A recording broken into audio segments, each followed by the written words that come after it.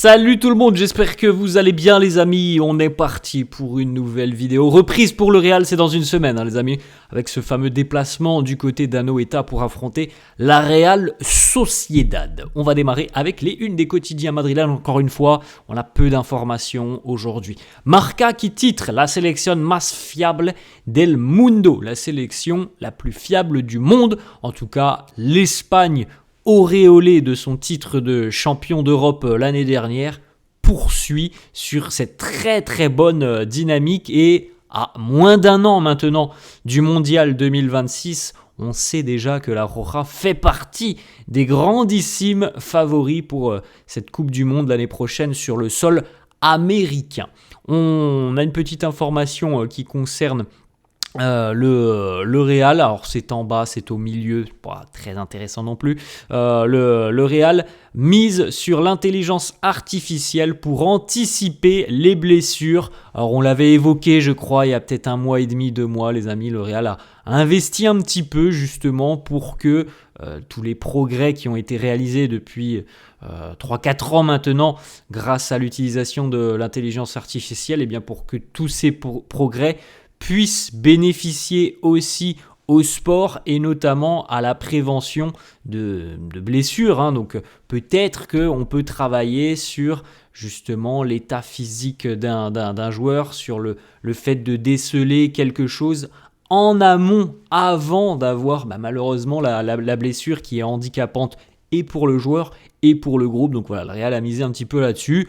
Bon, on verra bien ce que ça donnera. On fera peut-être un bilan dans 1 an du côté du Real. En tout cas, la démarche est intéressante. Maintenant, on verra si les résultats sont probants.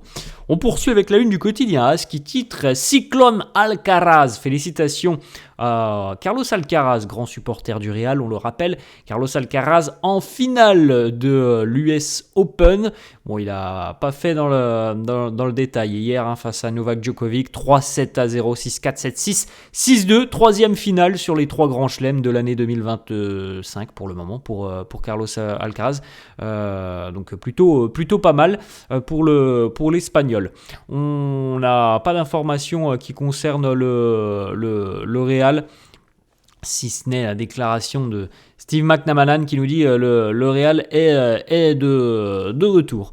Ensuite, on a une petite info les amis, on l'avait évoqué je crois hier ou avant-hier, les 5 joueurs du Real qui étaient nominés pour le titre de joueur du mois. Donc on retrouvait notamment Dean Huijsen, Vinicius, Kylian Mbappé, Arda Güler et Aurélien Tchouaméni. Bon, sans grande surprise, c'est Kylian Mbappé évidemment qui a été récompensé de ce trophée d'homme du mois. Félicitations à Kiki qui a d'ailleurs marqué hier avec l'équipe de France. Les Bleus affrontaient l'Ukraine, c'était la première journée des éliminatoires au Mondial et Kylian a marqué en seconde mi-temps. La France s'impose 2-0.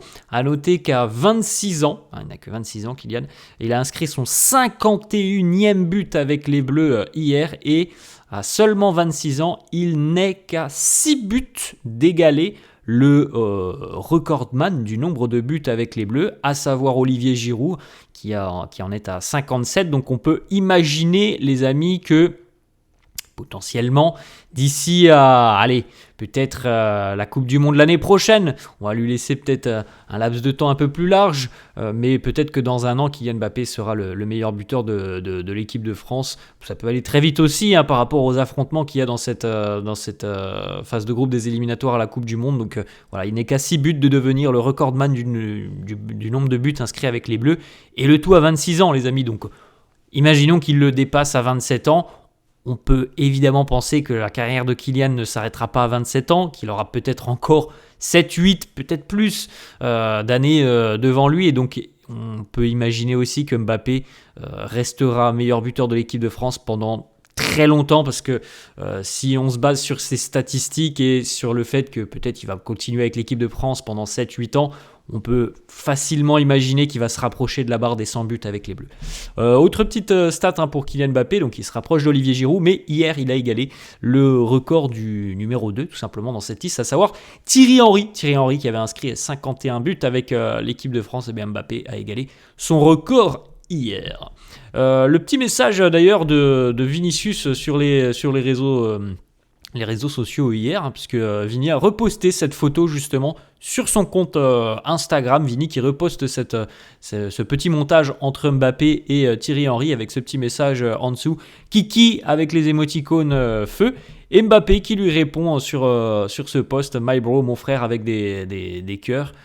On a quand même véritablement l'impression qu'entre les deux, il y a une très très bonne entente, une bonne alchimie entre les deux joueurs.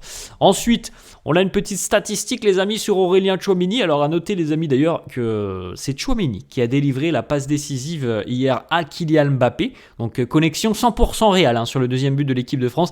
Et d'ailleurs, franchement, la passe décisive d'Aurélien Tchouaméni, elle est magnifique. Elle est vraiment somptueuse. C'est une relance en profondeur. Il est quasiment, je crois, à l'angle de la surface à peu près. À l'angle de la surface des Bleus. Kylian Mbappé, lui, est quasiment au rond central et il est en 1 contre 1 avec un défenseur. Grossière erreur évidemment des Ukrainiens, laisser Mbappé en 1 contre 1 contre un défenseur avec en plus de ça 45 mètres derrière le défenseur. C'est pas une bonne idée, donc Aurélien Tchouaméni va envoyer une balle vraiment tendue dans la profondeur, elle est vraiment magnifique. C'est digne d'une passe D d'un Toni Kroos ou d'un Luka Modric, hein. Franchement, elle était assez impressionnante, cette passe D d'Aurélien Tchouaméni. Et puis, il continue sur sa très très bonne dynamique aussi, Aurélien Tchouaméni. Donc, passe D, 96% de passes réussies, 3 passes clés, 2 grosses occasions créées, 5 sur 7 au niveau des longs ballons, 7 duels gagnés sur 10 et 6 tacles. Encore un match très solide pour le milieu de terrain français. Brahim Diaz jouait aussi avec les Lions de l'Atlas hier. Le Maroc n'a fait qu'une bouchée du Niger. 5-0 pour le Maroc. À noter que Brahim a joué 77 minutes. Petite information du quotidien AS, David Alaba, Fran Garcia et Raúl Asensio devraient tous avoir un petit peu plus de temps de jeu sur les prochaines rencontres, comme on l'a évoqué hier, les amis. Le retour de la Ligue des Champions va changer un petit peu la physionomie des choses, puisqu'on devrait avoir plus de turnover. C'est Xabi Alonso qui l'avait annoncé, donc plus de turnover, ça vaut aussi pour les défenseurs. Même si je pense qu'on aura quand même régulièrement Dean Huijsen, je pense que Raúl Asensio aura un petit peu de temps de jeu, David Alaba aussi, et Fran aussi qui sera le suppléant d'Alvaro Carreras, parce que pour le moment, les amis, on n'a toujours pas le retour de Ferland Mendy, même si ça va arriver là d'ici à quelques jours normalement pour Ferland, mais en tout cas, je pense que Ferland part avec beaucoup de points de retard, là, véritablement, sur Carreras et sur Fran Garcia aussi, qui était déjà présent lors de la Coupe du Monde des clubs notamment. Petite information Mercato, les amis, c'est Fabrizio Romano. Alors le Mercato est terminé depuis une semaine. On a déjà cette information de Fabrizio Romano qui nous annonce que à l'heure actuelle, le Real n'a pas d'accord avec Stuttgart par rapport au jeune milieu de terrain Angelo Stiller, dont on avait parlé début juillet, mais sur mi-juillet à peu près. On avait parlé d'Angelo Stiller qui était suivi par le Real, qui avait d'ailleurs été validé par Toni Kroos. Je ne sais pas si vous vous en souvenez de ce profil. C'est un milieu de terrain très à l'aise avec le ballon, très intelligent, superbe vision du jeu. Et en tout cas, il nous dit que entre le Real et Stuttgart, il n'y a pas d'accord, mais que du côté du Real, au sein des bureaux, on a déjà évoqué le nom d'Angelo Stiller comme une potentielle opportunité de marché pour le mercato estival 2026. Donc, affaire à suivre dans les prochains mois plutôt, parce que je pense que là, c'est encore un peu tôt pour en parler, mais peut-être que on discutera certainement en janvier, février, mars, déjà de cette opportunité d'aller chercher Angelo Stiller, qui est un profil visiblement très apprécié par le Real. Petite information aussi, les amis, hier, alors, si vous étiez peut-être du côté de Madrid, je sais pas.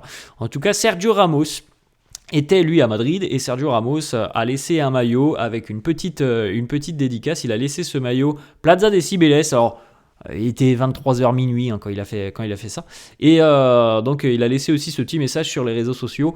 Félicitations à celui qui arrivera en premier, Plaza de Cibeles. Je te félicite de la part du capitaine à la Madrid. Donc voilà, petit jeu pour Sergio Ramos. Alors on n'a pas eu pour le moment la photo du supporter madrilène qui a récupéré le maillot de Sergio Ramos. En tout cas, ça a dû être un beau cadeau pour lui. Je pense qu'on le retrouvera peut-être sur les réseaux sociaux.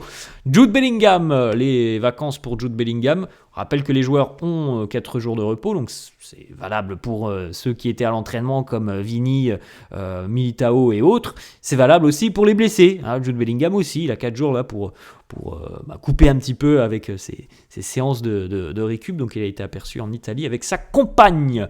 Voilà les amis, la fin de cette vidéo. J'espère que ça vous a plu. N'hésitez pas comme d'hab à lâcher un petit pouce bleu. Merci à tous ceux qui le feront. N'hésitez pas non plus à vous abonner à la chaîne. Je vous souhaite une très bonne journée.